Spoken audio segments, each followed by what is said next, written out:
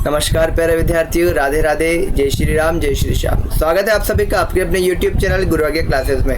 प्यारे विद्यार्थियों, आज हम सॉल्व करने वाले हैं हिंदी के 30 महत्वपूर्ण प्रश्नों को, जो आज हम मॉडल पेपर 15 आपके लिए लेकर आए हैं। बहुत ही महत्वपूर्ण प्रश्न है। आप BSTC PTT ग्रेड 4 चतुर्थ श्रेणी कर्मचारी जिसको भी हम कहते हैं, साथ ही LDC हाई कोर्ट, और अगर हम बात करें रीट मेंस पटवार की तैयारी कर रहे हैं, और हिंदी व्याकरण के जो महत्वपूर्ण प्रश्न हैं जिनका इस पेपर में और अन्य इसके पहले पेपरों में समावेश किया गया है, वो इन सभी कॉम्पिटिटिव एग्जाम को ध्यान में रखते हुए किया गया है, ताकि सभी को एक साथ एक ही जगह एक ही कक्षा में सब कुछ प्राप्त हो जाए। तो प्यारे विद्यार्थियों, बने रहिए क्लास के अंत तक हमारे साथ लगातार, और बिना देरी किए शुरुआत करते हैं आज के प्रश्न संख्या 1 की, जो कि आपके स्क्रीन पर है। प्यारे विद्यार्थियों, प्रश्न संख्या 1 में पूछा गया है कि कबूतर का पर्यायवाची शब्द कौन सा है। कबूतर का पर्यायवाची पूछा है कुक्कुट, पारावत, कौर और हारिल। तो देखिए प्यारे विद्यार्थियों, 4 विकल्प हमें दिए गए हैं और चारों में से एक क्या है, कबूतर का पर्यायवाची है। कुक्कुट जो है किसका है, कबूतर का है क्या, नहीं, ये मुर्गे का है। पारावत, बिल्कुल पारावत जो है ये कबूतर का पर्यायवाची है। विकल्प 2 जो है हमारे प्रश्न संख्या 1 का सही उत्तर होगा।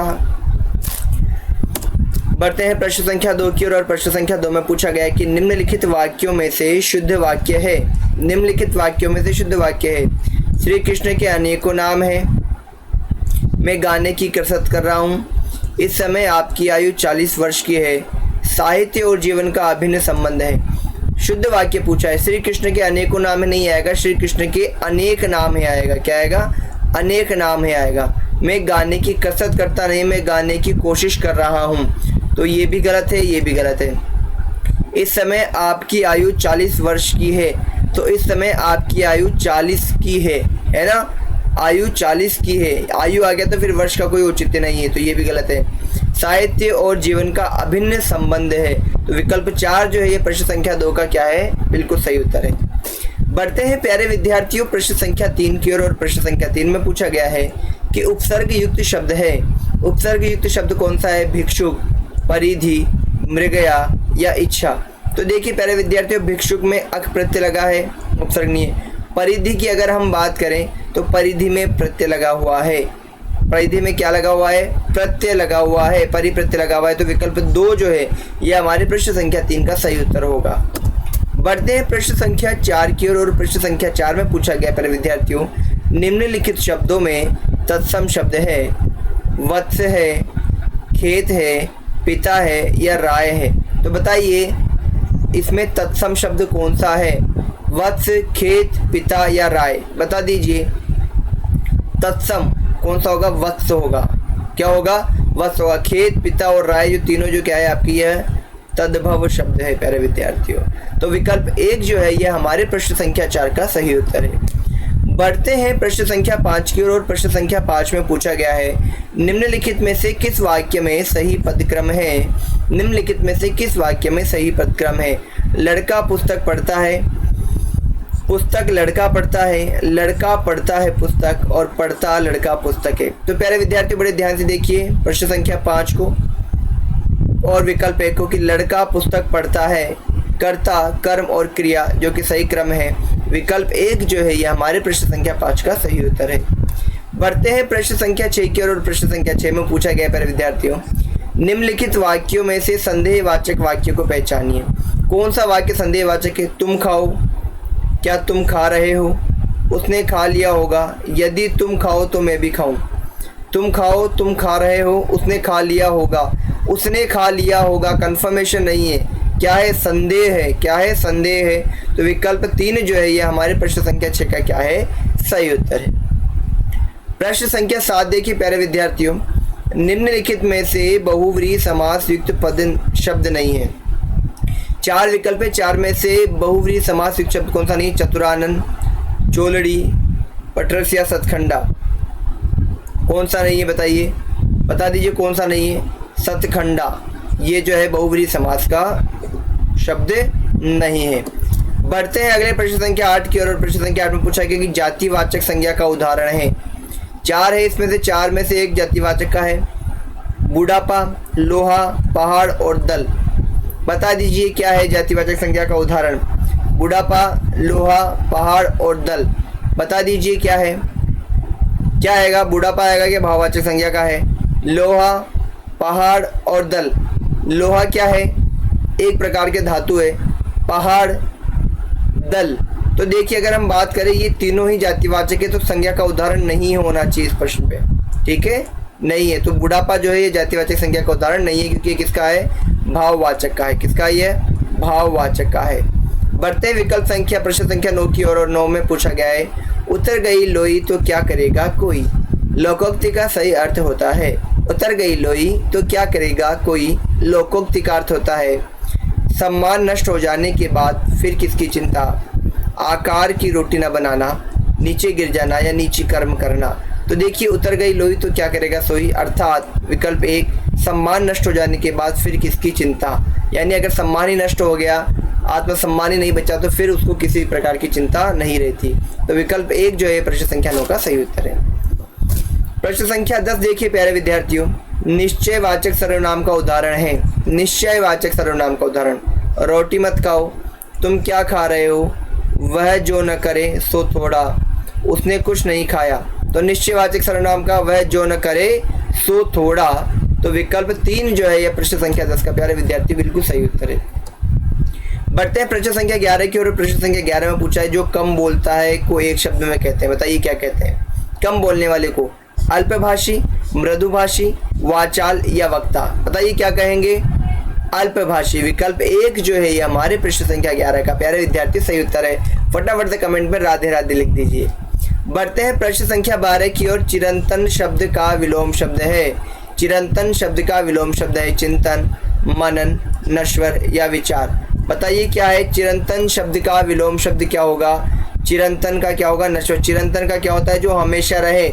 चिरंतन का क्या होता है प्यारे विद्यार्थियों, जो हमेशा रहे उसको चिंतन कहते हैं। नश्वर जो नष्ट हो जाए। तो विकल्प 3 जो है ये हमारे प्रश्न संख्या 12 का क्या है प्यारे विद्यार्थियों, बिल्कुल सही उत्तर है।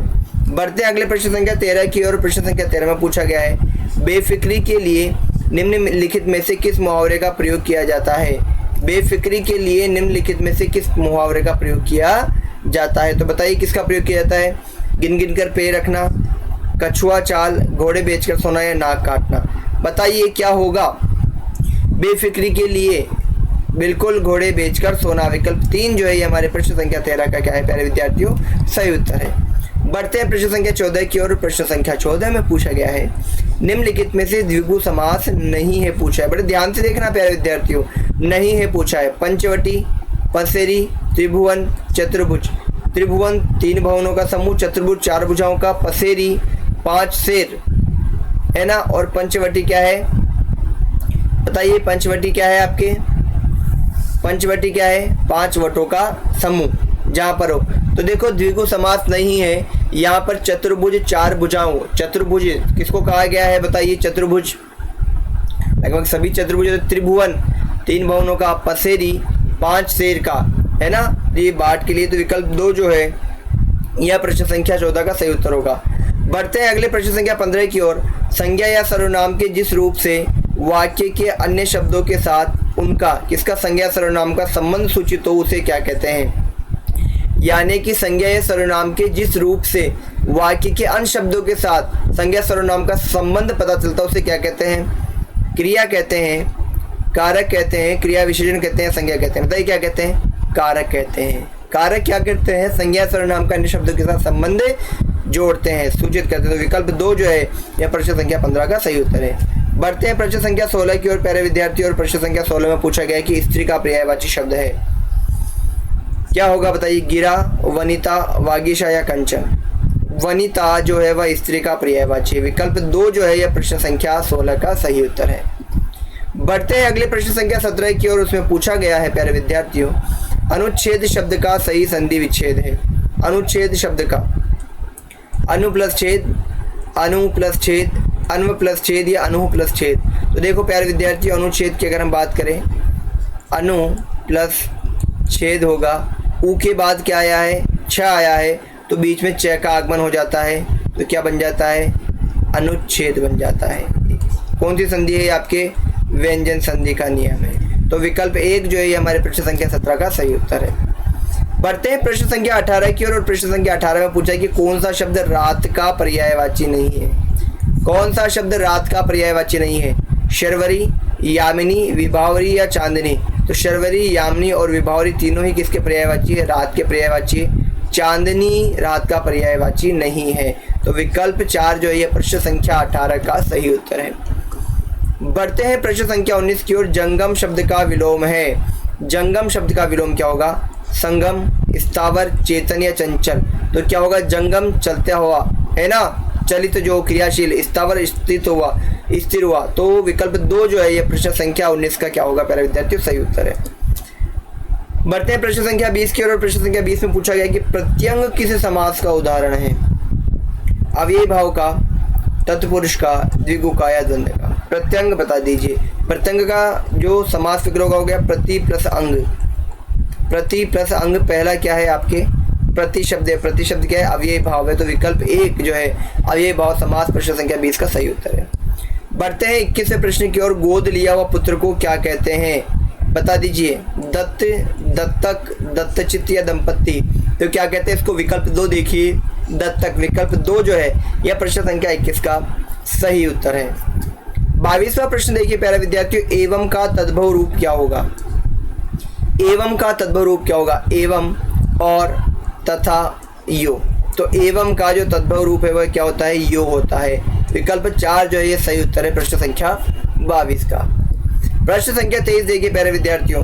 निम्नलिखित में शुद्ध वाक्य कौन सा है? मैं आपका दर्शन करने आया हूँ, मैं आपके दर्शन करने आया हूँ। तो ये तो गलत हो गया। इस बात के कहने में किसी को संकोच न होगा। इस बात को कहने में क्या होगा? इस बात को कहने में मैं अपनी बात के स्पष्टीकरण के लिए तैयार हूँ। बिल्कुल, मैं अपनी बात के स्पष्टीकरण के लिए तैयार हूँ। ये सही है। ऐसी एक आध बातें और देखने में आती है, नहीं सुनने में आती। क्या आएगा? सुनने में आती है। तो विकल्प 3 जो है ये प्रश्न संख्या 23 का सही उत्तर है। बढ़ते हैं अगले प्रश्न संख्या 24 की ओर। प्रश्न संख्या 24 में पूछा गया है सावधानी में कौन सा प्रत्यय है? तो मूल शब्द क्या है अगर हम देखेंगे तो सावधान है। अवधान है वैसे तो, क्या है?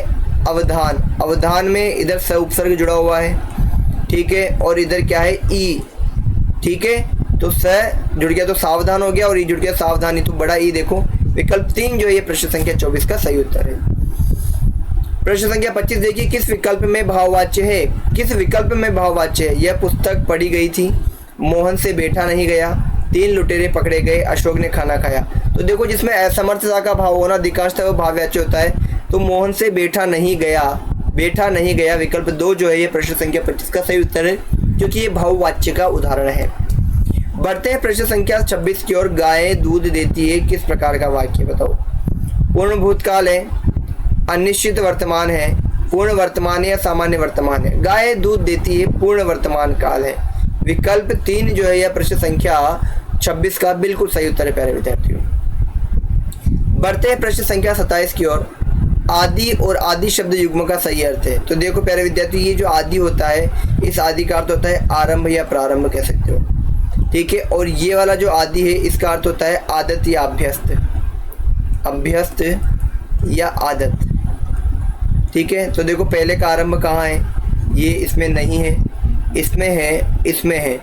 दूसरे का अभ्यस्त या आदत किसमें? इसमें। तो विकल्प 2 जो है ये हमारे प्रश्न संख्या 27 का क्या है प्यारे विद्यार्थियों? बिल्कुल सही उत्तर है। बढ़ते हैं अगले प्रश्न संख्या 28 की ओर। रेगिस्तान की पूर्ति कीजिए। अंधों में देश राजा, काना, लंगड़ा, पहलवान या चतुर कौन सा आएगा? बिल्कुल विकल्प 1 जो है अंधों में काना राजा प्रश्न संख्या 28 का सही उत्तर है। ये तो आपको आता ही है। प्रश्न संख्या 29 देखो। परुष का अर्थ क्या होता है? परुष का अर्थ क्या होता है? कठोर, दयालु, कोमल या विक्रम? क्या होता है? तो परुष कहते हैं कठोर को। तो विकल्प 1 जो है यह प्रश्न संख्या 29 का सही उत्तर है। परुष कठोर का ही एक अर्थ होता है। प्रश्न संख्या 30 और आज की कक्षा का अंतिम प्रश्न प्यारे विद्यार्थियों। निम्नलिखित वाक्यों में एक शुद्ध वाक्य शुद्ध है, कौन सा है? पेड़ से पत्ता गिरी, कीड़ा आएगा भाई, गलत है। पेड़ में से नहीं, पेड़ से पत्ता, तो यहाँ में गलत है।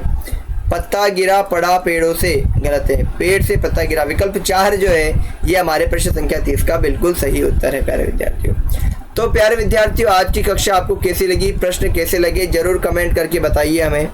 बने रहिए लगातार हमारे साथ बहुत ही महत्वपूर्ण प्रश्नों का संग्रह हम आपके लिए ला रहे हैं, लगातार ला रहे हैं। एक भी क्लास मिस ना करें, चाहे वह हिंदी की हो, चाहे वह राजस्थान जीके का हो, चाहे वह शिक्षण अभिरुचि की हो। सभी कक्षाओं को लगातार नियमित रूप से लें प्यारे विद्यार्थियों, क्योंकि जितना आप पढ़ते हैं उसके बाद जो दौरान के लिए हम ये आपके लिए मॉडल पेपर लाते हैं, तो इसमें आपको अपने स्तर का पता चलता है, प्रश्नों का पता चलता है, साथ ही पता चलता है कि आपका जो अध्ययन है वो किस स्तर का चल रहा है। तो लगातार हमारे साथ बने रहिए, हम आपके लिए ही मेहनत कर रहे हैं। अगर अभी तक आपने चैनल को सब्सक्राइब नहीं किया तो सब्सक्राइब कर दीजिए, बेल आइकन पर क्लिक कर दीजिए और क्लास को लाइक जरूर कीजिए। मिलते हैं अपनी अगली कक्षा में प्यारे विद्यार्थियों, तब तक के लिए राधे राधे, जय श्री राम, जय श्री श्याम, धन्यवाद।